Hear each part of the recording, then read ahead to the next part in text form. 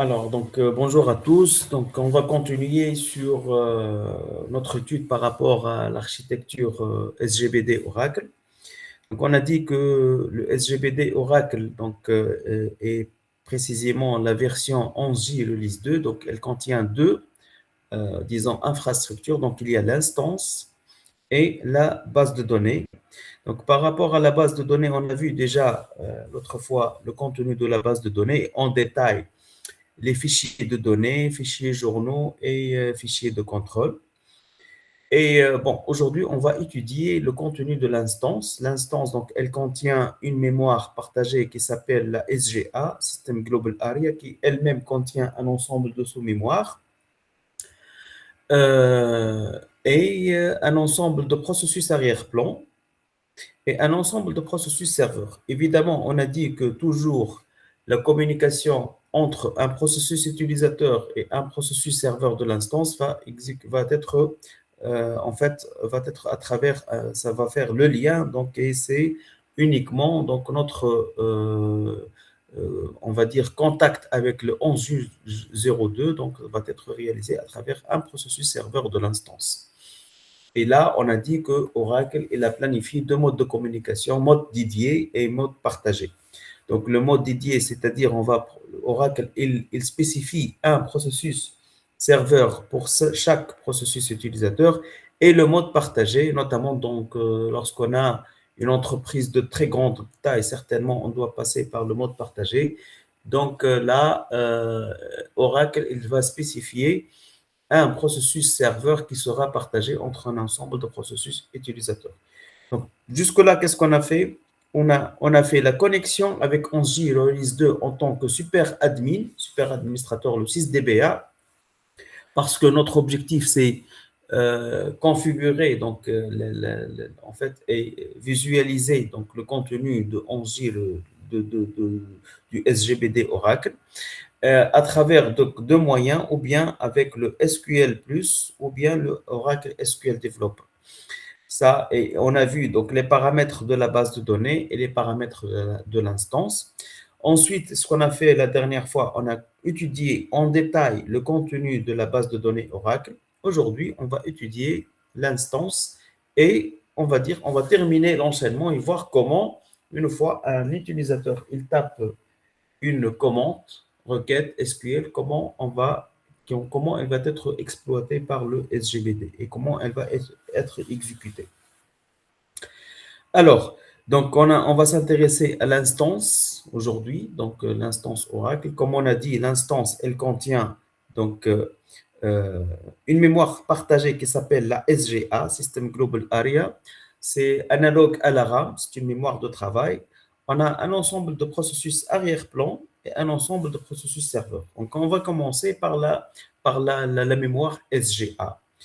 SGA, donc, on a dit, donc, finalement, c'est une mémoire partagée, hein, qui sera partagée entre qui? Entre les processus euh, arrière-plan et le processus serveur de l'instance. Évidemment, elle est allouée au démarrage de l'instance et libérée lors de l'arrêt de l'instance. Elle est dimensionnée, hein. Déjà, on a vu dans le fichier paramètres. Donc, si vous vous rappelez, dans le fichier paramètres, donc on a vu, voilà, les paramètres, par exemple, dans UNIT, donc les paramètres de la sous-mémoire SGA. Déjà, bon, je les ai aussi mis ici, je pense, hein. Voilà, les sous-mémoires de la SGA.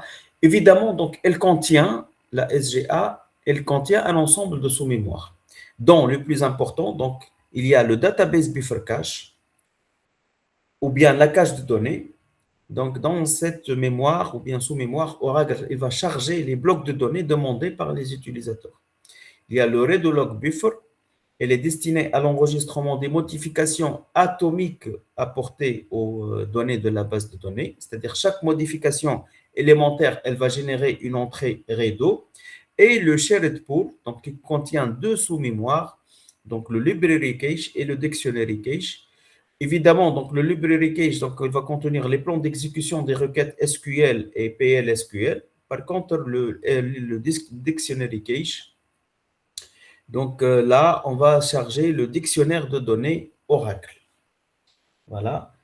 Euh, Évidemment, il y a d'autres sous-mémoires, hein, comme le Java Pool, l'Arch Pool, Stream Pools, Result Cache. Donc, il y a d'autres sous-mémoires, mais on ne va pas s'intéresser sincèrement à leur contenu ici. Donc, les trois sous-mémoires les plus importants, donc, c'est le Database Buffer Cache, la cache de données, le Readlog Buffer qui va contenir chaque modification élémentaire apportée à la base de données, et le shared pool qui contient les deux, donc dictionary cache et library cache. Bon, on va voir pourquoi ces deux sont contenus dans une même sous-mémoire. Déjà, on va voir ça en détail. Alors, pour vous dire, hein, pour vous dire et vous rappeler que à partir de fichiers paramètres, une fois on a le fichier paramètre, donc une fois il est exécuté, que se passe-t-il? On va exécuter les fichiers de contrôle. Le fichier de contrôle, une fois exécuté avec succès, on va ouvrir tous les fichiers de la base de données, dont les fichiers de données. Et dans les fichiers de données, il y a donc le fichier système qui contient le dictionnaire de données Oracle qui va être chargé ici dans le dictionary cache. Donc, finalement, donc le dictionary cache, là, automatiquement, il y a chargement du dictionnaire de données Oracle qui est contenu dans System, qui va être chargé ici. Donc, on ne peut pas fonctionner sans que le dictionary cache en fait chargé dans son compartiment, donc dans le compartiment dictionary cache de la SGA, de la mémoire SGA.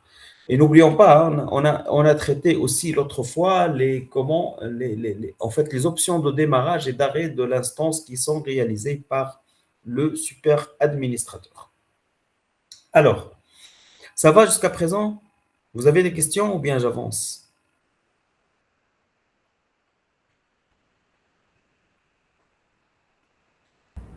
Pour le moment, c'est bon. Ok, si vous avez des questions, posez-les, hein, je suis là pour ça. Alors, donc on va commencer par en fait le shared pool. Shared pool, on a dit qu'il contient le library cache et le dictionary cache. Évidemment, le library cache, donc, il concerne le plan d'exécution des requêtes SQL et PLSQL. Le dictionary cache, donc et là, on va charger le dictionnaire de données Oracle. Donc, on va commencer par le library cache. Évidemment, donc, il va contenir les informations relatives aux ordres SQL et PLSQL les plus récemment exécutés. C'est-à-dire, on va trouver le texte de l'ordre, sa version analysée, le plan d'exécution, etc. Évidemment, si une requête est exécutée pour la première fois, alors Oracle, il va stocker le résultat d'analyse dans ce qu'on appelle l'étape de parse dans le library cache, puis exécute la requête. Si une même requête est réexécutée une autre fois, alors Oracle il est en mesure de la retrouver dans le library cache et l'exécuter directement sans refaire l'analyse. Ça veut dire quoi ça?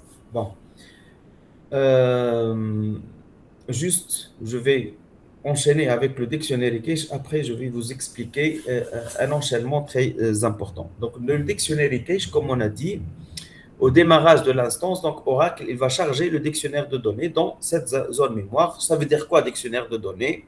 Qui contient les informations décrivant la base de données, notamment la description des tables, la liste des utilisateurs avec leurs privilèges et droits d'accès, les informations relatives au stockage sur les objets, etc. Donc, le dictionnaire cache, il est utilisé lors de la phase d'analyse, l'étape de parse, afin de vérifier l'existence des objets demandés, contrôler que l'utilisateur dispose des droits d'accès nécessaires et déterminer l'emplacement de stockage des objets. Alors, ça veut dire quoi ça? Je vais revenir pour vous expliquer quelque chose de très important. Alors, regardez bien. On va se mettre à la place d'un simple utilisateur. Un simple utilisateur, donc qu'est-ce qu'il va faire? Il va se connecter, évidemment, il va entrer en contact avec un processus serveur de l'instance. L'instance, elle est démarrée en mode normal, la base de données aussi, donc il peut exécuter, évidemment. Donc qu'est-ce qu'il va faire l'utilisateur? Il va lancer des requêtes SQL. Une fois, il tape entrée, voilà. Il tape une requête, il tape entrée. Que se passe-t-il? On va s'intéresser en fait, à l'exploitation de la requête. Auparavant, pour nous, c'était une boîte noire, donc on attend la réponse de cette requête-là. Mais entre-temps, que se passe-t-il?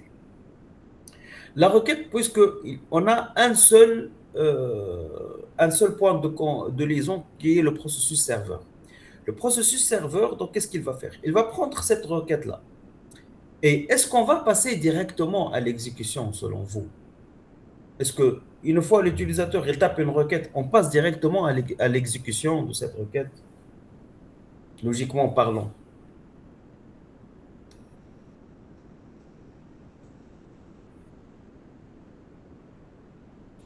Selon vous, oui ou non? Non, ça, Non. Exactement, c'est non. Pourquoi c'est non? Parce qu'on doit vérifier, on doit passer par l'étape de la vérification. C'est un peu, par analogie, comme par exemple, disons, on va prendre le langage C, avant de faire l'exécution, on doit faire la compilation. C'est un peu ça. D'accord? La même chose au niveau base de données, là, avec l'exécution des requêtes, on ne sait pas parce que l'utilisateur, il a demandé dans sa requête, certainement, il a demandé des objets, l'accès aux objets. Donc, on doit vérifier est-ce que les objets existent ou non. Il a demandé d'accéder, de faire un accès. Peut-être est-ce qu'il a les droits nécessaires d'accéder à ces objets ou non. Donc, finalement, il y a un ensemble de vérifications qu'on doit prévoir avant de faire l'exécution. Alors, donc, c'est la raison pour laquelle, qu'est-ce qu'il va faire le processus serveur? Il ne va pas passer directement à l'exécution, il va mettre la requête ou dans le library cache ici. Voilà, library cache. Donc, il va mettre la requête ici. Et en correspondance avec le dictionary cache, on va faire toutes ces vérifications-là. On appelle ça l'étape de parse avec le dictionnaire de données. Parce que dans le dictionnaire de données, tout est enregistré, c'est-à-dire les objets, la description des objets, les droits d'accès, tout est décrit dans le dictionnaire de données. Donc, avant de passer à l'exécution, le processus serveur, il va placer la requête ici dans le library cache et on doit procéder à l'étape de vérification, l'étape de parse. Donc l'étape de parse, une fois, on va avoir, c'est comme si la compilation, OK, on peut passer à l'exécution. La même chose ici. Si parse égale OK, c'est une étape de vérification, on va passer à l'exécution. Donc, ça veut dire quoi l'exécution? Certainement, l'utilisateur, il va demander d'accéder à certains objets, on va dire. D'accord? Les objets sont définis dans les fichiers des données. Donc, c'est le processus serveur. Qu'est-ce qu'il va faire? Il va donc charger les données à partir des fichiers de données et il va les mettre dans le database buffer cache. Et c'est là, c'est la fin d'exécution de la requête. Donc là, dans ce cas, une fois c'est placé ici, les objets demandés, certainement l'utilisateur, il pourra visualiser le contenu demandé. Donc, c'est pour ça, donc le library cache et le dictionary cache sont contenus ensemble dans un même emplacement qu'on appelle shared pool parce que toujours, surtout dans l'étape de parse, on doit s'appuyer sur le dictionnaire de données pour faire les vérifications demandées. Voilà. Alors, qu'est-ce qu'il a dit aussi? Si une requête elle est exécutée pour une première fois, certainement on doit passer par l'étape de parse, mais si une même requête, on va la réexécuter une autre fois par le même utilisateur, puisqu'on est passé par l'étape de parse, on n'est pas obligé de passer une autre fois par l'étape de parse parce que, en fait, déjà, c'est fait. D'accord? C'est pour ça que j'ai mis ici, qu'est-ce que j'ai dit? J'ai dit que, voilà, si une requête est exécutée pour la première fois, alors Oracle stocke le résultat d'analyse et l'étape de parse dans le library cache puis exécute la requête. Si une même requête, donc là, elle est, on va dire, réexécutée une autre fois, donc Oracle, il est en mesure de la retrouver dans le library cache et on peut passer directement à l'exécution sans faire l'analyse. C'est clair, ça va? Vous avez compris? oui, monsieur. Très bien. Alors,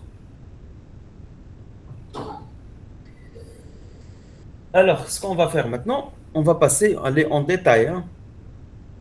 On va parler sur le database buffer cache ou bien la cache de données. Voilà.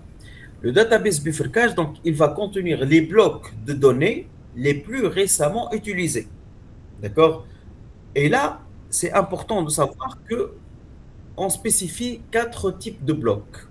Donc, il y a les blocs de table, blocs d'index, blocs de segments d'annulation, endo, contenant la version précédente des données en cours de modification, et blocs temporaires. Je ne sais pas s'il y a quelqu'un qui veut accéder. Ou non, ça va, ok. Alors, donc, juste là, pour vous montrer, apps, donc user, aura data, les données ORCL, voilà nos fichiers, voilà.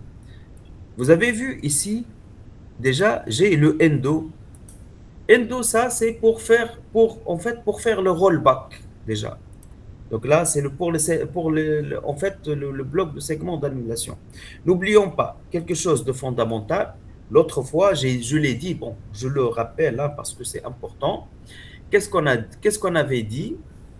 On avait dit que, en fait, euh, au niveau, voilà, c'est important de savoir que les données sont logiquement stockées dans les tables space, mais physiquement dans les fichiers des données. Et on a vu donc la correspondance entre le table space et le fichier de données en visualisant donc la clause de créer table space, donc la gestion des table space.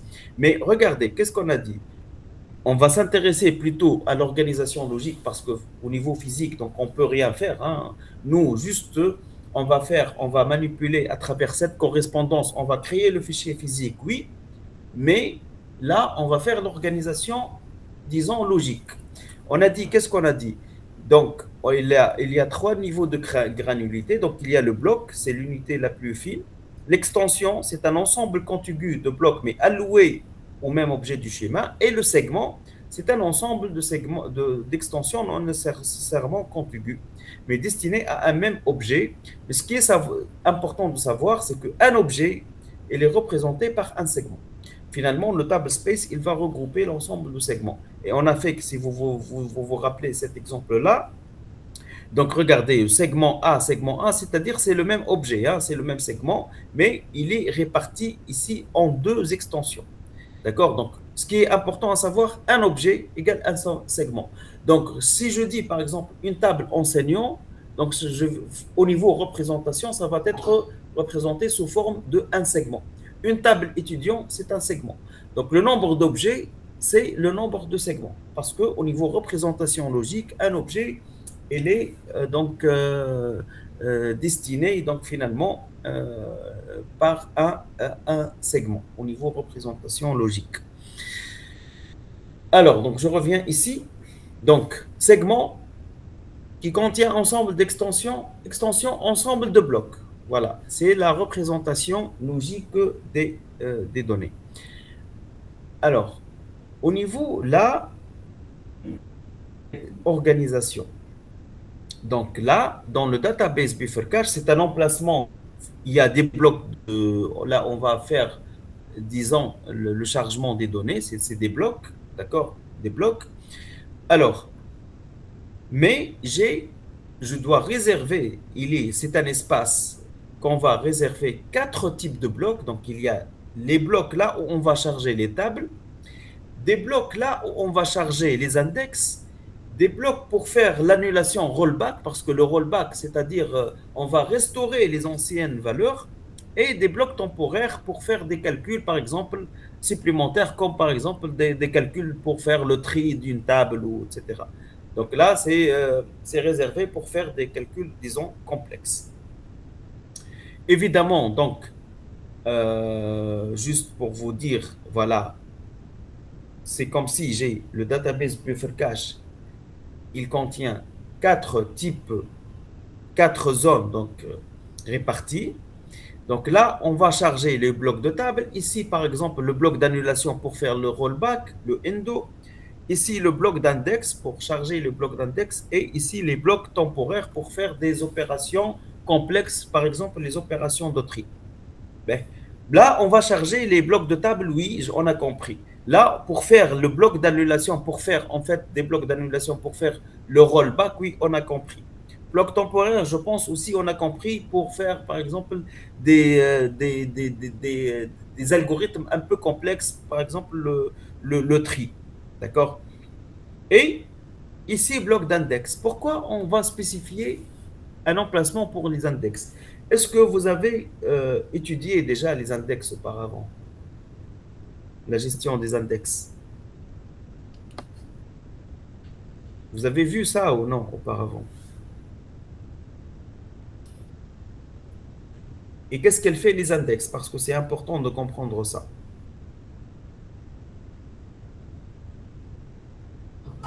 Vous avez Manette, une idée sur les index ou non?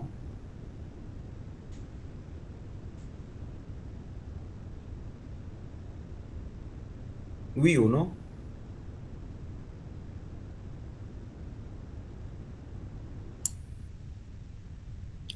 قريناه من قبل. Hey, ça veut dire quoi les index?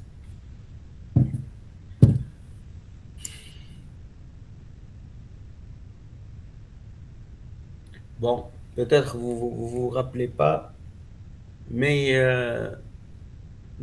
je pense que vous avez étudié ça l'année dernière, ou bien je pense les قراك ما عملوا ما يعرفش يقري أنا في بالي هكا. En fait, les index, on les a vus l'année dernière. Qu'est-ce qu'on a dit? On a dit donc qu'on va manipuler des tables volumineuses. On ne va pas manipuler des tables de 10 lignes ou de 20 lignes. On va manipuler des tables qui contiennent des millions de lignes. Donc là, le problème, c'est quoi? C'est l'accès à l'information. C'est une table volumineuse. Donc, qu'est-ce qu'on va faire? On va créer des index pour accélérer la recherche d'informations. Déjà, on a parlé de ça l'année dernière, donc on a abordé ça. C'est vrai, on n'a pas fait de pratique là sur les index, mais j'ai mentionné ça donc, dans le cadre du cours.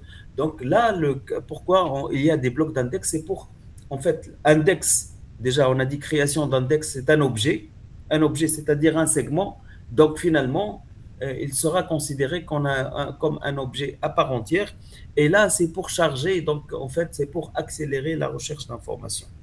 Bon, juste pour vous dire, il y a 4 types de blocs, mais finalement, dans la suite, je vais considérer uniquement que les blocs de table et les blocs d'annulation. Je vais m'intéresser plutôt au rollback et charger les tables. Donc, dans la suite, je ne vais pas utiliser les blocs d'index et blocs temporaires, hein, parce que bon, ça devient un peu complexe la compréhension. Donc, je vais considérer uniquement les blocs de table et blocs d'index. Évidemment, hein, mais vous devez savoir que le database buffer cache, il y a des emplacements prévus pour charger les tables, pour réaliser éventuellement les rollbacks, hein, l'annulation, pour les index et pour les temporaires. Donc ça, c'est important de savoir ça. Donc, parce qu'il faut retenir ça. Donc j'ai 4 types de blocs. Hein, 4 types de blocs. Et évidemment, les blocs de données sont chargés dans le database buffer cache par les processus serveurs, comme j'ai dit tout à l'heure. Ils sont écrits dans les fichiers de données par les processus database writer. Database writer, on va voir le rôle du processus database writer après. Et toute modification de l'un de ces 4 blocs s'effectue dans le database buffer cache. L'écriture sur les fichiers de données est réalisée de manière différée. Bon, ça veut dire quoi ça? Donc, comme j'ai dit tout à l'heure, après l'étape de parse, il y a le processus serveur. C'est lui qui va charger les données à partir des fichiers de données dans le database buffer cache. Toutefois, donc fichier de données, c'est le niveau physique, mais le niveau logique, on va parler de segments, parce que logiquement, chaque objet, il est décrit, représenté par un segment.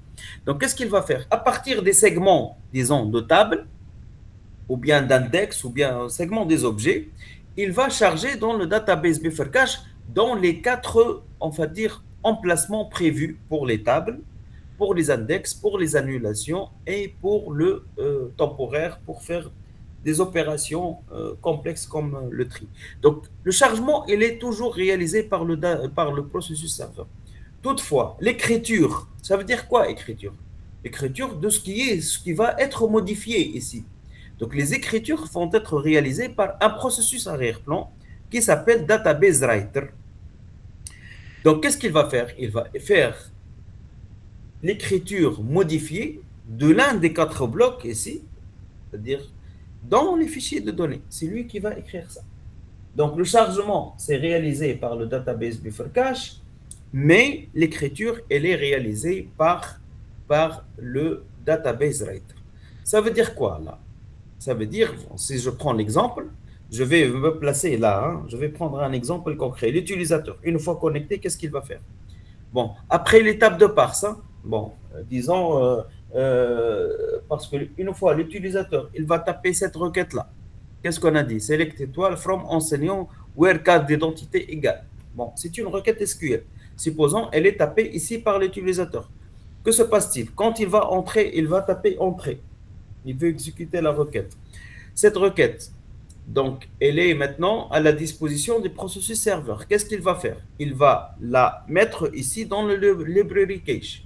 Et on va aller par l'étape de parse pour vérifier est-ce que l'objet, c'est-à-dire la table enseignant, existe ou non.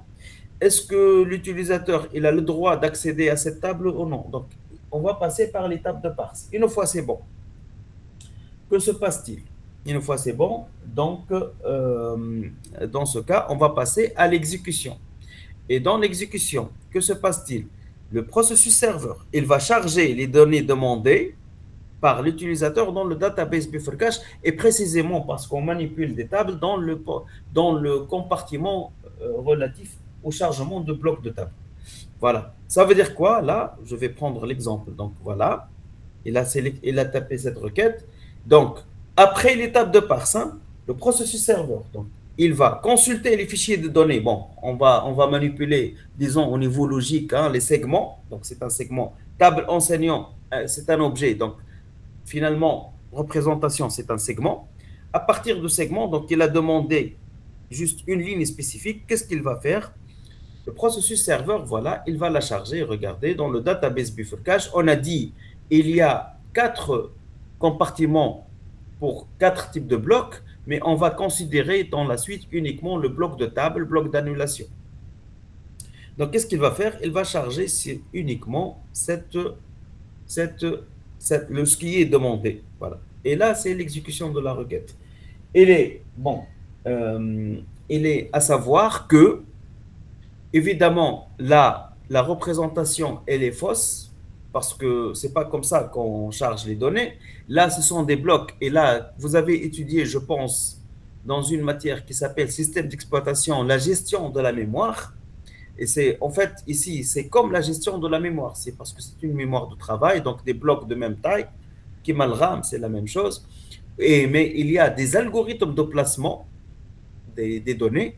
Et vous avez, je pense, étudié l'algorithme LRU pour List Recently Used. Et d'ailleurs, en fait, Oracle, il utilise cet algorithme pour placer la cache, pour placer les données. Finalement, cette représentation ici, elle est fausse, mais elle va nous aider à la compréhension, tout simplement.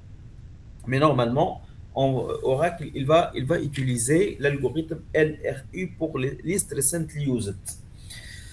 Voilà, là, il a tapé une première requête. Ça va, vous avez compris, je peux passer?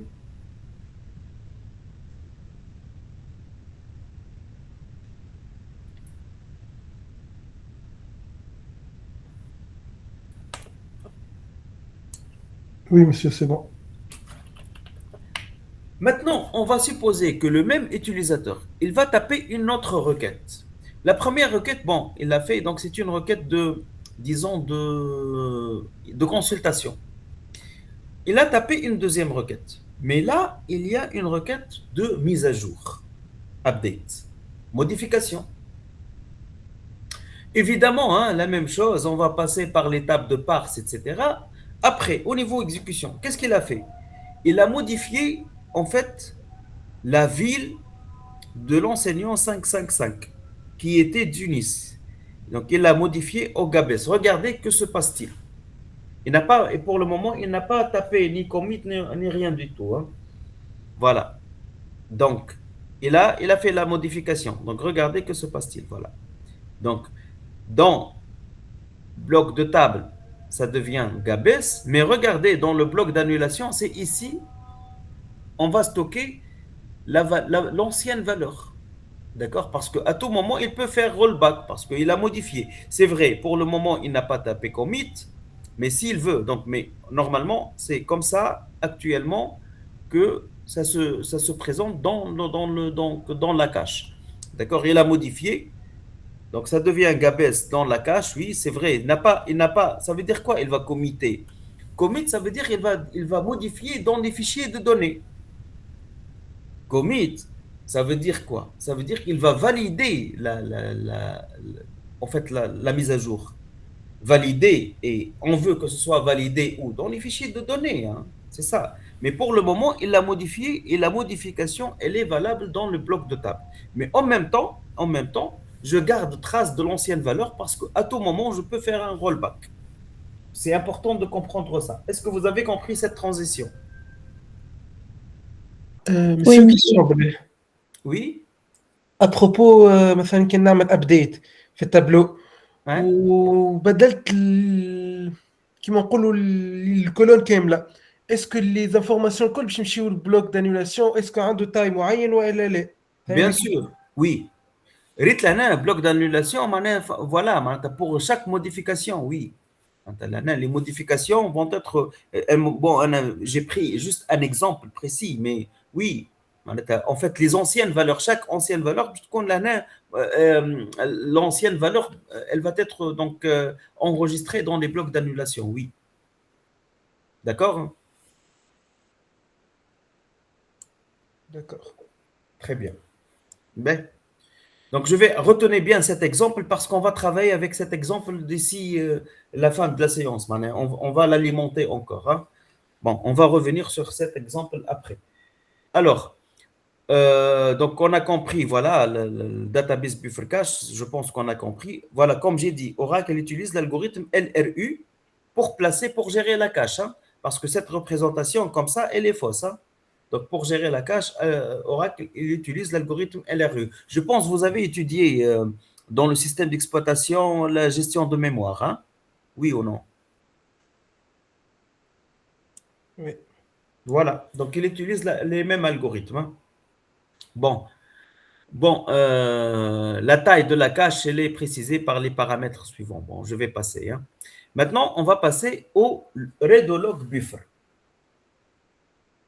Redo-log buffer. Le redo-log buffer, donc, il va stocker les modifications élémentaires apportées à la base de données avant leur écriture dans les fichiers de journalisation. Donc, pour chaque modification, une entrée redo est écrite dans le redo-log buffer. Une entrée redo, donc, elle est composée d'un ensemble de vecteurs qu'on appelle change vector. Chaque vecteur est décrit une modification atomique apportée à un bloc. N'oublions pas qu'on a 4 types de blocs: table, index, annulation et temporaire. Donc, ça va suivre, hein. Donc, comme ça, les nouvelles valeurs et les anciennes valeurs sont enregistrées par le processus logwriter dans les fichiers de journalisation. Comme ça, donc les segments de table, segments, sauf à un niveau plus avancé. Bloc, index, bloc, on a dit extension et segment. Donc, les segments de table, segments d'index, segments annulation et les segments temporaires sont protégés par les fichiers de journalisation garantissant la récupération des données en cas de panne. Et on va revenir là-dessus après. Juste pour vous dire. Donc, tout à l'heure, le database writer, il écrit le contenu modifié du database buffer cache dans les fichiers de données. Là, il y a le log writer, il va écrire le contenu de redo-log buffer dans les fichiers journaux. Donc, c'est deux enchaînements qu'on va travailler maintenant. Voilà. Mais bien sûr, chaque processus, on va les étudier après et les déclencher par, on va dire, par des événements bien spécifiques. Alors, je reviens là. Ça veut dire quoi une entrée rideau? Regardez, l'entrée en vert, hein, qu'est-ce qu'elle contient? J'ai fait un zoom. Comme on a 4 types de blocs tout à l'heure, donc chaque entrée, elle contient 4 vecteurs, chaque entrée rideau. Donc, un vecteur relatif, si on va modifier un bloc de table, bloc d'index, bloc d'annulation et bloc temporaire. Donc, chaque entrée rideau, elle contient 4 types de blocs. Alors, on va voir que, évidemment, donc finalement, le rideau log buffer, il est constitué d'un ensemble de vecteurs, d'un ensemble d'entrées rideau, et c'est une entrée rideau. Donc, on va passer d'un rideau à un autre, d'accord? À la fin, que se passe-t-il? On va revenir au premier rideau. Pratiquement, c'est par analogie comme les fichiers journaux. Ça va avec. N'oublions pas, hein, pour vous rappeler la structure du fichier journaux. Qu'est-ce qu'on a dit? Les fichiers, par rapport aux fichiers journaux, parce que pratiquement c'est la même logique. Au niveau fichiers journaux, donc on a dit les fichiers journaux sont organisés sous forme de, disons,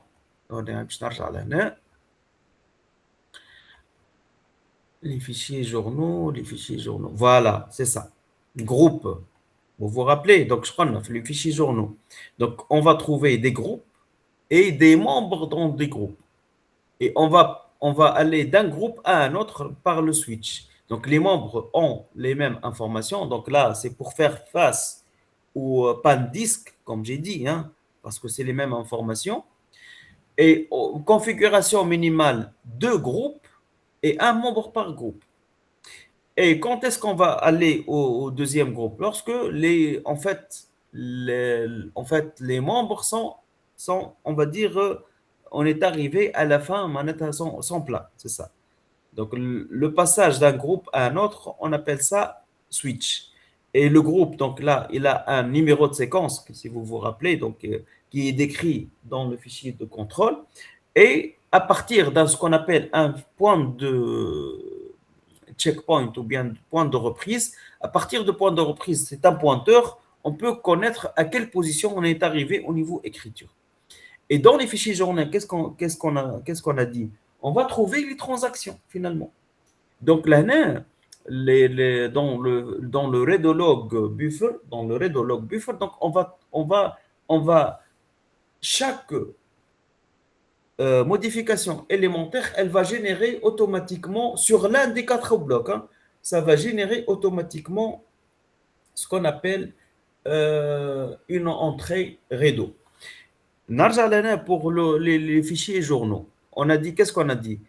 Donc, si le premier groupe il est plein, on va faire un switch, on va aller vers le deuxième groupe. S'il est plein, s'il y a un troisième groupe, on va aller vers le troisième groupe. Mais finalement, qu'est-ce qu'on va faire? On va revenir au premier groupe. D'accord? C'est pour ça, c'est circulaire. D'accord? Revenir au premier groupe et effacer éventuellement les anciennes informations. Donc là, pour garder trace, toujours, on a activé, si vous vous rappelez, les fichiers de journalisation archivés. Ça, c'est entre parenthèses. Là, c'est la même logique. Parce que, qu'est-ce que j'ai? Je vais revenir au niveau, donc, les entrées rideaux. Par rapport aux entrées rideaux,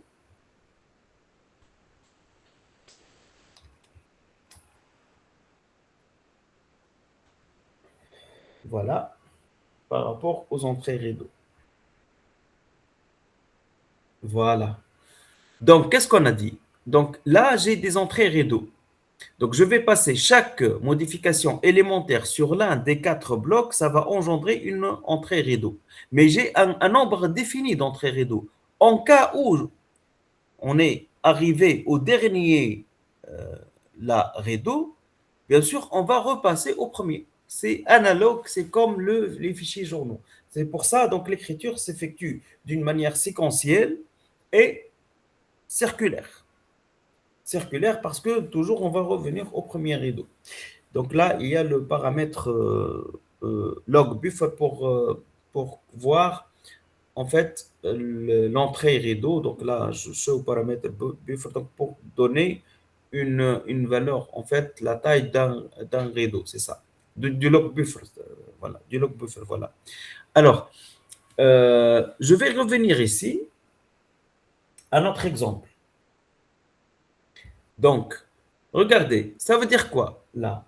Ça veut dire que automatiquement, là, on a eu une modification. Donc, automatiquement, j'ai une entrée R2 qui s'est automatiquement, disons, exécutée ou bien remplie. Donc, regardez, dans le bloc de table, j'ai ville Gabès, donc c'est une modification élémentaire. Et dans le bloc d'annulation, j'ai ville C de point Tunis. D'accord. Bon, il y a le bloc d'index et temporaire, je n'ai pas considéré parce que, comme j'ai dit, je vais considérer uniquement table et annulation. D'accord. Donc, automatiquement, ça, c'est généré automatiquement. Évidemment, est-ce que dans la première requête, est-ce que ça va générer une entrée Redo?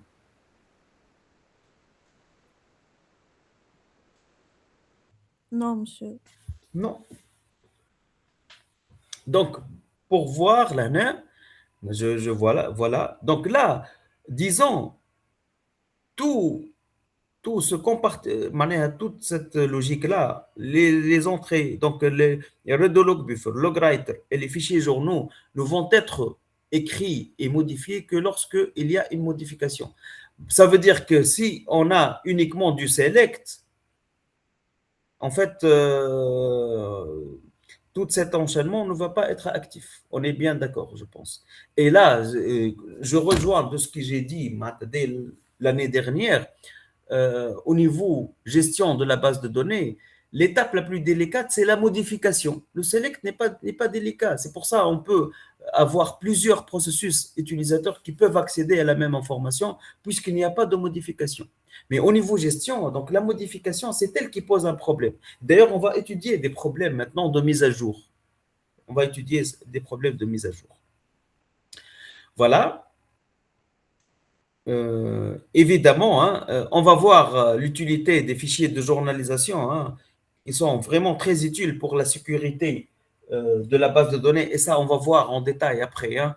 On va voir que on va récupérer l'instance en cas de panne quelconque à partir des fichiers journaux. On va voir ça après, hein, en détail. Mais maintenant, on va passer. On a présenté donc disons, en fait, les sous-mémoires de la SGA les plus importants, database buffer cache, redo log buffer et shared pool. Maintenant, on va étudier donc les processus arrière-plan aussi les plus importants parce que finalement, il y a, disons, une trentaine de processus arrière-plan. D'accord? Mais on va s'intéresser uniquement pratiquement uniquement à ces six. On va utiliser ces six les plus importants. Évidemment, hein, donc on a le database writer, le log writer, checkpoint, process monitor, system monitor et d'archivage. Toujours, si on trouve l'indice N, ça veut dire que ce processus, il peut exister en plusieurs exemplaires. Par contre, le log writer, non, je ne peux pas le trouver. Checkpoint, non. Process monitor, non. System monitor, non. Alors, donc on va commencer par le database writer. Voilà, database writer, comme on a dit, donc c'est lui qui va écrire le contenu modifié. Évidemment, s'il n'y a pas de modification, qu'est-ce qu'il va écrire? Il ne va rien écrire. Lui, il va écrire dans les fichiers de données. Donc, s'il n'y a pas de modification, qu'est-ce qu'il va écrire? C'est pour ça qu'on a dit select, c'est bon. Au niveau gestion, on n'a rien à faire par rapport au select. Donc, c'est les mises à jour qui posent des problèmes. Déjà, au niveau mécanisme, il y a plusieurs choses qui vont être démarrées en même temps. D'accord? Donc là, le database writer, quand est-ce qu'il est déclenché? S'il doit écrire dans les fichiers de données le contenu modifié de database buffer cache dans les fichiers de données. Évidemment, il peut exister en plusieurs exemplaires. Hein. Évidemment, le processus database writer écrit dans les segments de table, index, d'annulation et temporaire, les quatre types hein, de blocs et donc de segments. Parce que segment, extension, bloc. J'ai quatre types de blocs, donc quatre types de segments finalement. D'accord? En déféré par rapport aux modifications réalisées dans les blocs de table, index, annulation temporaire du database buffer cache. Bon, ça veut dire quoi? Ça veut dire qu'on a dit oui, Le database writer, c'est lui qui va écrire le contenu modifié ici au niveau database buffer cache dans les fichiers de données, oui, mais en déféré. Ça veut dire quoi en déféré? Ça veut dire quoi en déféré?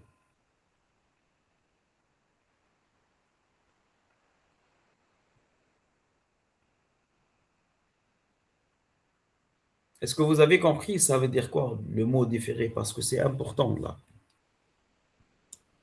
Non, monsieur.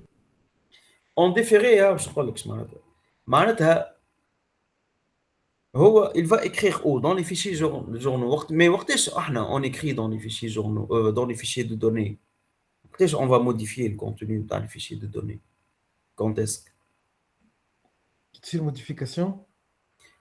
معناها si l'utilisateur il tape commit صحيح ولا Hmm. voilà donc ايش معناتها en déféré معناها commit n'est pas un événement déclencheur de database writer وهذا هو هذاك علاش معناتها en déféré. Déjà, ce qu'on va faire, on va étudier quels sont les événements déclencheurs du database writer. Voilà les événements déclencheurs du database writer.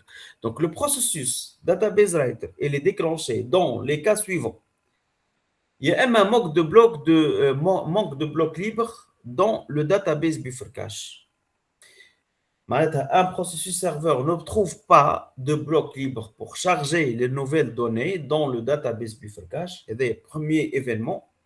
Le point de reprise, c'est-à-dire le processus checkpoint déclenche périodiquement le database writer pour avancer le point de reprise. Point de reprise, c'est une position dans les fichiers de journalisation à partir de laquelle la récupération de l'instance peut démarrer en cas d'incident ou de panne. Bon, disons, les choses sérieuses commencent. Donc, il faut connaître les événements déclencheurs de database writer. C'est lui qui va écrire le contenu modifié réalisé dans le database buffer cache, dans les fichiers de données, oui, mais il se déclenche, c'est-à-dire il s'exécute selon deux événements. Le premier événement, c'est que il n'y a pas de bloc libre dans le database buffer cache, c'est-à-dire c'est saturé ici, et le processus serveur, qu'est-ce qu'il va faire? Toujours, il va essayer de charger les données demandées depuis le fichier de données dans le database buffer cache. Donc, et dès que les emplacements prévus sont pleins, que se passe-t-il? Il va écraser, il va faire un écrasement. Le fait d'écraser, peut-être il y a des modifications réalisées. Dans ce cas, le database writer, il est déclenché pour écrire ce qui est modifié ici dans le fichier de données. Et d'ailleurs, c'est le premier événement déclencheur de database writer. Ou elle, quotidiennement par le checkpoint. Checkpoint, donc on va le voir après. Le checkpoint, c'est comme le chronomètre. Je vais planifier, il va être actif tous les 3 secondes, d'exemple, ou 5 secondes. Tous les 5 secondes, il va être déclenché pour voir s'il y a un contenu modifié ici, il va l'écrire. D'accord? Donc, il y a les deux événements déclencheurs de checkpoint. Le problème, il n'a pas dit que commit est un événement déclencheur. D'ailleurs, on va voir les problèmes. Regardez. On va écrire, on va lire, vous allez voir que c'est évident. Regardez. Donc, on va revenir à un autre exemple. Bon, on est arrivé là. Okay. Donc, supposons, regardez, l'utilisateur, il a tapé commit. Or, commit n'est pas un événement déclencheur de database writer. Non, c'est un événement déclencheur de database writer. L'instant, regardez, dans cet instant-là, pour l'utilisateur, pour lui, tout ça, c'est une boîte noire. Il ne comprend pas ça, un simple utilisateur. Pour lui, il a tapé commit, c'est bon. الفالور هذه بالنسبه ليه هذا جاباس هكا ولا راهي écrite ici صحيح ولا ايش معناتها commit. Vous avez compris, hein? Oui. فوالا هذاك ايش معناتها كوميت معناتها هو الجاباس هذه الفيل جاباس اللي موديفيي راهي بالنسبه لي écrite dans les fichiers de données. Or, commit ماهوش événement déclencheur de database writer. اش معناتها؟ احنا on va faire une synthèse. معناتها في l'instant هذايا, dans cet instant-là, les données modifiées, ce sont des données modifiées d'une transaction validée, اللي هي ville égale gabes, ne sont pas écrites dans les fichiers de données. هذايا هو, c'est ça. Voilà. هنا, on va supposer que l'instance se plante. Voilà. معناتها panne système. في l'instant هذايا, فهمت معناتها؟ Donc, ça veut dire quoi? Dans cet instant-là, il y a une transaction validée, mais non écrite dans les fichiers de données, mais perdue, on va dire. On appelle ça la notion de roll forward, c'est-à-dire une transaction validée, mais perdue. Je m'attends perdue, ça veut dire qu'elle n'est pas écrite dans le fichier de données. Ben, c'est un premier problème. C'est un premier problème engendré par le database writer. Bien sûr, on va voir la solution après. Hein. Le problème, il faut comprendre ça. Vous avez compris ce problème? Oui. Ben. Maintenant, je vais vous montrer un deuxième problème. Je vais revenir. Initialement, on avait ça. Supposons qu'il n'a pas tapé. Il a tapé commit. Mais supposons qu'il n'a pas tapé commit pour le moment. Mais regardez. Deuxième cas, il a tapé une autre requête. Select étudiant, select étoile from étudiant, where matricule égale. Bien sûr, toujours, on va passer par l'étape de parse, etc. avec HTML. Mais finalement, le processus serveur, dans ce cas, regardez, il va charger les données à partir d'une autre table, disons. Mais là, supposons, hein, dans le cas où le processus serveur, regardez, ne trouve pas de bloc libre ici pour charger les nouvelles données dans les blocs de table. Donc, que se passe-t-il? Là, c'est un événement déclencheur de database writer. Qu'est-ce qu'il va faire? Database writer, il va écrire le contenu modifié, gabes, d'accord, dans les fichiers de données. Vous avez compris? Or, voilà. Donc, database writer va écrire dans les segments de table et donc dans les fichiers de données des modifications d'une transaction non encore validée parce que regardez, il n'a pas tapé commit là. D'accord? Donc, ville devient gabes pour l'enseignant qui a le numéro de carte d'identité 5555. La même chose, c'est un événement déclencheur de database writer. La même chose, supposons qu'à cet instant-là, l'instance se plante. Donc, qu'est-ce qu'on va trouver? Dans le fichier de données, ils contiennent les modifications donc apportées d'une transaction non encore validée. Est-ce que vous avez compris ce problème-là? Deuxième problème. Oui, monsieur. Voilà. Et donc, les deux problèmes qu'on va traiter. Je vais revenir. Vous allez lire là. Vous allez trouver la évidente si vous avez compris. Donc, regardez. Database writer. Donc, il écrit, comme on a dit, en différé. Parce que commit n'est pas un événement déclencheur. Donc, il n'y a pas une synchronisation immédiate entre la modification d'un bloc réalisé dans le database buffer cache, même si la transaction a été validée par l'utilisateur avec commit, déjà on l'a vu, et l'écriture dans les fichiers de données, parce que l'écriture est réalisée par le processus database writer en différé. Donc, à un instant donné, on peut se trouver dans l'une de deux situations suivantes. Ce que je viens d'expliquer, Tawara. Je vois la première situation. Un fichier de données ne contient pas les modifications d'une transaction validée par commit, parce que commit n'est pas un événement déclencheur de database writer. C'est le premier problème que j'ai énoncé l'exemple. Le deuxième, c'est le deuxième. Un fichier de données contient des modifications d'une transaction non encore validée. Par exemple, lorsqu'un processus serveur ne trouve pas de bloc libre de table pour charger de nouvelles données, parce que c'est un événement déclencheur de database writer. Voilà.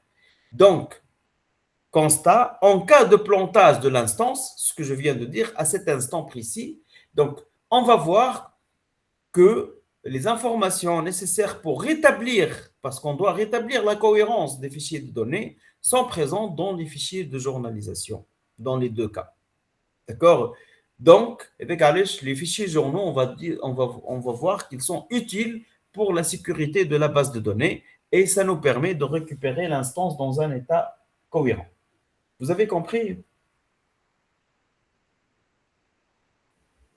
Oui, monsieur. Voilà. Ben, eh bien, donc, on va terminer la suite de l'enchaînement avec Tawa. On va présenter le log writer. Donc là, ce que vous avez, ce que vous devez retenir, les événements déclencheurs du database writer, c'est quoi? D'accord? Et les problèmes engendrés par ce processus, suite bien sûr à ces événements déclencheurs. Maintenant, on va passer au log writer. Log writer. Donc, le log writer.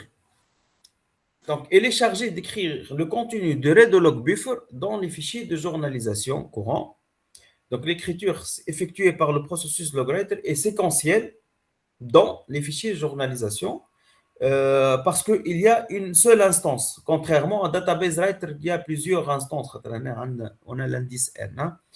En fait, finalement, le logwriter est pour assurer la sécurité des transactions. Elle se réalise d'une manière séquentielle, la mise à jour. D'accord? Pour faire face en fait, aux transactions surtout concurrentes. Voilà. Ce qui est important de savoir, quand est-ce que maintenant le logwriter il est déclenché? La même chose, parce que c'est un processus, donc il a un ensemble d'événements déclencheurs. Voici les événements déclencheurs, donc 4 événements déclencheurs. Voilà. L'événement déclencheur, c'est la validation d'une transaction, commit. Commit, donc, n'est pas un événement déclencheur de database writer, toutefois, il est un événement déclencheur de logwriter. Donc, le logwriter, il est déclenché par le commit, déjà. Et deuxièmement, lorsqu'un processus de database writer s'apprête à écrire des blocs modifiés de transactions non encore validées dans les fichiers de données. Constat, donc là, logwriter corrige les problèmes posés par le database writer. De tout à l'heure. Donc, regardez, les deux problèmes déjà engendrés par database writer sont corrigés par le logwriter. Parce que commit, c'est un événement déclencheur. Et lorsque le database writer s'apprête à écrire des blocs modifiés de transactions non validées à cause du chargement par le processus serveur, donc là, automatiquement, le logwriter, il va écrire dans les fichiers journaux. On va voir que donc il fait face aux problèmes posés par le database writer. Bon, il y a d'autres événements déclencheurs, par exemple, comme lorsque un tiers du read log buffer est plein et lorsqu'un délai maximum dépassé environ de 3 secondes. Donc, il y a, on va plutôt s'intéresser aux deux premiers parce que c'est les problèmes posés par database writer. Toutefois, donc le log writer, là, si le 1 tiers déjà il est plein, tu as les entrées rideaux, ça va engendrer l'écriture dans le fichier journaux. Ouais, elle a bien sûr chronométré, par exemple, tous les 5 secondes ou 3 secondes. Voilà. Donc, le logwriter, il va écrire le contenu du read log buffer dans les fichiers journaux. Alors, par rapport à ça, si on revient à notre exemple. Par rapport à notre exemple, regardez. Donc, le premier exemple, on a dit, il y a une modification. L'utilisateur, il a tapé commit. Comme commit n'est pas un événement déclencheur de database writer, donc à cet instant précis, les modifications, les données modifiées d'une transaction validée, ville égale Gabès, ne sont pas écrites dans les fichiers de données, ville égale Tunis. Donc, à cet instant-là, donc une transaction validée, oui, validée, mais pas écrite dans les fichiers de données. Je n'ai pas ici Gabès. Supposons l'instance se plante. On appelle ça transaction validée, mais on va dire perdue. Parce que lorsque l'instance s'est plantée, le fichier de données, ça reste Tunis. Donc là, c'est le premier problème. Le deuxième, on va voir comment résoudre ça. Alors, comme on a dit, commit, c'est un événement déclencheur de logwriter. Donc, et par rapport à l'organisation logique de l'organisation du fichier de journaux, qu'est-ce qu'on a dit? Les fichiers de journaux, donc j'ai des groupes, au moins 2 groupes, et des membres par groupe. Supposons, j'ai mis ici 3 membres. Et chaque groupe, il a un numéro de séquence. Regardez, supposons on est arrivé là au niveau écriture. Ils sont pleins. Hein. Comment je peux savoir ça? À partir du point de reprise. Point de reprise, c'est un pointeur. Et cette position, elle est définie dans le fichier de contrôle. N'oublions pas ça. Fichier de contrôle, si vous rappelez, qu'est-ce qu'on a dans le fichier de contrôle? On a les noms et les chemins d'accès de tous les fichiers de la base de données, donc les fichiers de données, les fichiers journaux, mais aussi on a le numéro de séquence auquel on est arrivé au niveau écriture du fichier journal courant, et on a en fait le point de reprise, le checkpoint, c'est la position à quel endroit précisément on est arrivé au niveau écriture. Supposons on est arrivé là, hein, voilà, point de reprise. Alors, ça veut dire quoi? Commit est un événement, en fait, événement déclencheur de logwriter. Ça veut dire, regardez, donc là, j'ai bloc de table ville Gabès et bloc d'annulation ville Tunis. Donc là, ça va être écrit dans les fichiers journaux ici. Voilà. Donc c'est écrit dans les fichiers journaux. C'est vrai, c'est pas écrit dans les fichiers de données, mais c'est écrit dans les fichiers journaux. Donc je vais terminer. Donc le contenu de read de log buffer, il est donc écrit dans les fichiers de journalisation. On va supposer qu'à cet instant précis, l'instance se plante. Que se passe-t-il? Donc on va voir que Oracle, il va redémarrer l'instance à partir du point de reprise, parce que le démarrage, on va réexécuter le fichier paramètres, réexécuter le fichier de contrôle. Donc le fichier de contrôle, comme on a dit, puis les informations, à quel niveau on est arrivé au niveau fichier au niveau en fait fichier journaux, numéro de séquence et point de reprise, et on va voir, il va terminer automatiquement la transaction perdue, roll forward, par le processus system monitor. Ça veut dire quoi? Regardez. Donc là, lors de redémarrage, hein, donc il y a le system monitor, c'est un processus, on va dire, comme on a dit, Manette, c'est le technicien, c'est un processus technicien, il intervient uniquement lorsque l'instance s'est plantée. Sinon, il ne va pas être exécuté. Hein. Qu'est-ce qu'il va faire? Il va comparer là, en fait, les valeurs. Parce que là, donc, dans les fichiers journaux, j'ai ville Gabès ou le bloc de table, d'accord, et qui est validé. Donc, il va comparer la dernière valeur avec les valeurs existantes dans les fichiers de données. Il va voir que c'est différent. Donc, le système monitor, c'est lui, automatiquement, il va modifier Tunis par Gabès.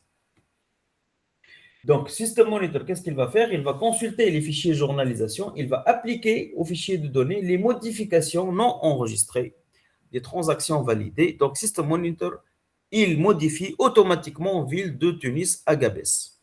Vous avez compris?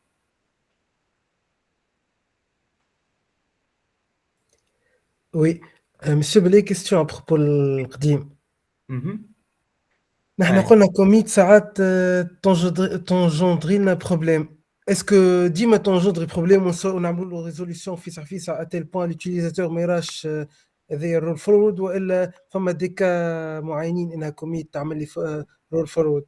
Oui, c'est automatique. Ce qu'on est en train d'étudier, chauffe. Juste pour vous rappeler. C'est pas visible pour les utilisateurs, certainement. L'utilisateur n'est pas censé connaître ça. Pour lui, il a tapé commit, il s'en fout. Pour lui, c'est bon. Elle est écrite dans les fichiers de données. Comment ou à quel moment, c'est pas important pour lui. Mais n'oublions pas, on joue la casquette de l'administrateur de la base de données.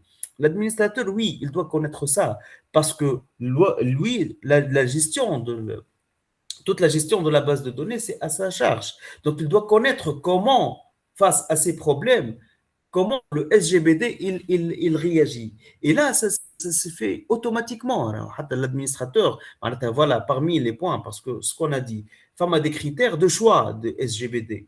D'accord? Donc, il y en a avec le SGBD que je vais choisir, il ne va pas traiter ce problème, je ne vais pas le choisir. Donc là, c'est automatique. Mais on est en train de comprendre comment le SGBD il fait face à ce type de problème. Surtout les concurrences, la concurrence d'accès entre les transactions, oui. Vous avez compris? Merci. Ben, par rapport au premier problème. Maintenant, on va voir le deuxième problème. Deuxième problème, l'utilisateur, maintenant, il ne va pas taper commit, il va taper plutôt une autre requête. Il a fait la modification, mais il n'a pas tapé commit. Il a fait une autre requête. Vous voulez que lors du chargement donc, des nouvelles données, le processus serveur n'a pas trouvé de bloc libre pour charger les nouvelles données. Donc, ça va engendrer l'exécution de database writer. Qu'est-ce qu'il va faire? Le database writer, il va écrire le contenu modifié d'une transaction non validée dans les fichiers de données. Donc, là, donc, c'est le deuxième problème. On se pose à ce moment-là, l'instance se plante. Que se passe-t-il? L'instance se plante.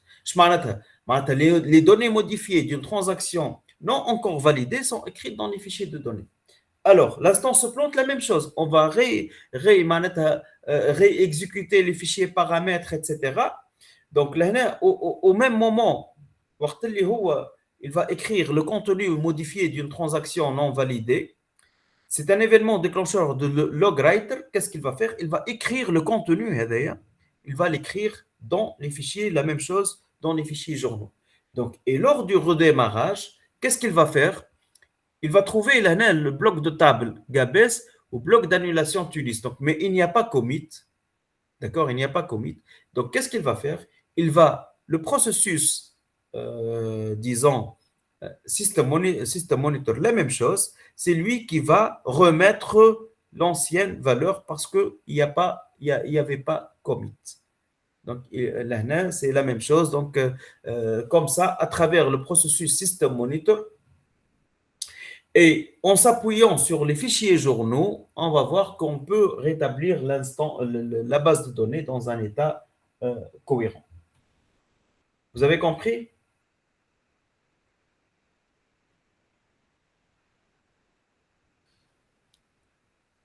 Oui, monsieur. Très bien. Donc, logwriter, il est important là, constat. Donc, lors de la validation d'une transaction avec commit, la seule opération effectuée est l'écriture du contenu de log buffer dans les fichiers de journalisation réalisés par logwriter. Bon, des constats, si on a compris le phénomène et l'enchaînement, certainement, on a des constats évidents. Si le processus database writer s'apprête à écrire dans les fichiers de données des blocs modifiés appartenant à des transactions non encore validées, alors le redo-log buffer écrit simultanément dans les fichiers de journalisation. D'accord? Bon, ce n'est pas le redo-log buffer, c'est le log writer. Je me suis fait une mise à jour. Le log writer écrire simultanément dans les fichiers de journalisation. Donc, constat 2, donc le redo-log buffer contient les anciennes valeurs des données modifiées, enregistrées dans le bloc d'annulation, et les nouvelles valeurs. Donc, toujours dans le redo-log buffer, regardez, toujours le bloc de table et le bloc d'annulation. J'ai l'ancienne valeur et la nouvelle valeur, toujours. Donc, comme ça, ça me garantit la cohérence et la récupération de la base de données en cas d'incident. Donc, en cas d'arrêt anormal de l'instance, donc un fichier de données peut ne pas contenir les données modifiées de transactions validées, oui, on a vu ça, ou elle contenir des données modifiées de transactions non encore validées. Donc, les deux situations ne posent pas de problème grâce au rôle du logwriter. Les fichiers de journalisation contiennent forcément donc, les informations nécessaires pour refaire les transactions validées mais perdues, roll forward. Donc, appliquer dans les fichiers de données les données modifiées des transactions validées, donc par le système monitor, ou annuler les transactions non validées, c'est rollback, restaurer dans les fichiers de données les anciennes données des transactions non encore validées.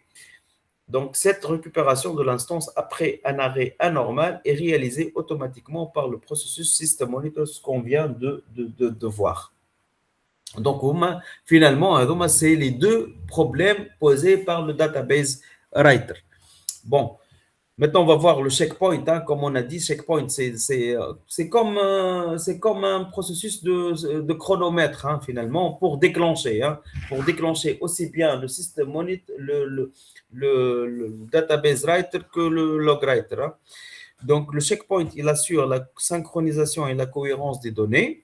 Il provoque donc périodiquement l'exécution de database writer. Et à ce moment-là, donc les processus, parce qu'on peut avoir plusieurs, hein, les processus database writer écrivent dans les fichiers de données l'ensemble des blocs modifiés depuis le dernier point de contrôle. Point de contrôle, c'est un pointeur correspondant à une position dans le database buffer cache. Donc, il garantit que les données modifiées en mémoire ont bien été écrites sur disque dans les fichiers de données. Là, juste pour vous dire, Raoulana, aussi, parce que donc j'ai beaucoup, j'ai en fait des blocs de table et blocs donc en fait des compartiments liés au bloc de table. Donc comment je peux savoir la dernière modification réalisée? Donc là j'ai un autre pointeur qui s'appelle point de contrôle. Donc à partir du point de contrôle, le database il va écrire dans les fichiers de données. D'accord? Donc, le point de reprise, donc, c'est une position dans les fichiers journaux et on la trouve à partir du fichier de contrôle, en fait, on va dire sa valeur ou bien la position. Et le point de contrôle, c'est ici dans le database buffer cache. Donc, à partir du point de contrôle, le database writer, il va écrire le contenu modifié des fichiers de données. Voilà. Donc, le checkpoint, comme on a dit, il définit aussi un point de reprise dans les fichiers journaux, comme on a dit. Cette position, elle correspond à la modification de bloc la plus ancienne qui n'a pas encore été écrite dans un fichier de données, comme on a dit tout à l'heure. En cas d'arrêt anormal, donc de l'instance, le point de reprise indique le début de données à utiliser pour la récupération de l'instance. Comme on a fait tout à l'heure avec l'exemple, et donc là, c'est le système monitor, c'est lui qui va intervenir pour faire la récupération de l'instance. Quand est-ce que le checkpoint est déclenché? Donc, il est déclenché périodiquement parce que c'est un chronomètre finalement pour exécuter les processus database writer ou bien lors de basculement de fichiers de journalisation. Je crois qu'on a des groupes. Donc, en fait, on va passer d'un groupe à un autre. Donc, ça va déclencher le checkpoint pour déclencher donc, disons, le log writer et le database writer. C'est ça.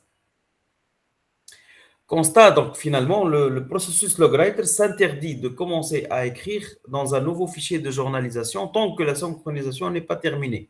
C'est-à-dire, si le checkpoint il est en fait actif, le logwriter il s'interdit à écrire, d'accord? Donc là pour garder la synchronisation, d'accord? Le système monitor, comme on a dit, système monitor donc, qui est chargé d'effectuer la récupération de l'instance après un arrêt anormal. Bon, système monitor, il assure également d'autres tâches comme la libération des segments temporaires inutilisés, le compactage de l'espace contigu libre dans les tables space gérées par le dictionnaire de données, donc d'autres tâches qu'il fait le système monitor, mais essentiellement, c'est lui qui intervient dans la récupération de l'instance.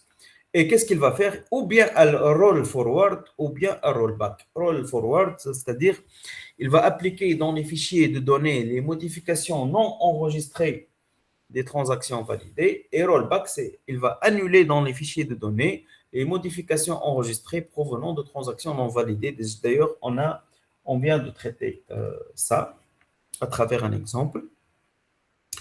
Donc, le process monitor, donc peut-être on va finir process monitor et d'archivage rapidement. Le process monitor, donc, il est chargé du nettoyage suite au plantage d'un processus utilisateur. Donc, le plantage du processus utilisateur. Hein. Et qu'est-ce qu'il va faire? Il va annuler le rollback de la transaction en cours. C'est lui qui va faire le rollback. Hein. Mais lorsqu'on n'a pas un problème d'instance, hein, il va libérer les verrous, libérer les ressources associées au processus défaillant, etc. Bon, donc on va prendre l'exemple suivant. Donc on va revenir. Si l'utilisateur, par exemple, ici, il a fait la modification, mais il veut faire rollback, regardez, donc le process monitor, c'est lui qui va faire le rollback et là, il va donc réinitialiser la valeur Tunis dans le bloc de table. Donc, c'est le process monitor, mais il va faire le rollback en cas où on n'a pas un problème lié à l'instance. Hein. Finalement, donc on a vu donc le processus d'archivage. Le processus d'archivage, il est là hein, pour faire l'archive, hein, pour écrire lorsque les fichiers de journalisation sont pleins. Donc on a fait l'autre fois, on a activé les fichiers de journalisation archivés, hein, on l'a fait. Donc lorsque les fichiers de journalisation sont pleins, donc le processus d'archivage, c'est lui qui va assurer la copie des fichiers de journalisation, donc anciennes, hein, les données anciennes, vers les supports de stockage, créant ainsi les fichiers de journalisation archivés. Voilà. Bon, on a fini donc l'essentiel, hein, l'essentiel du cours. Je ne sais pas si vous avez des questions par rapport à ce qu'on vient de voir. Est-ce que vous avez des questions? Est-ce que vous avez compris?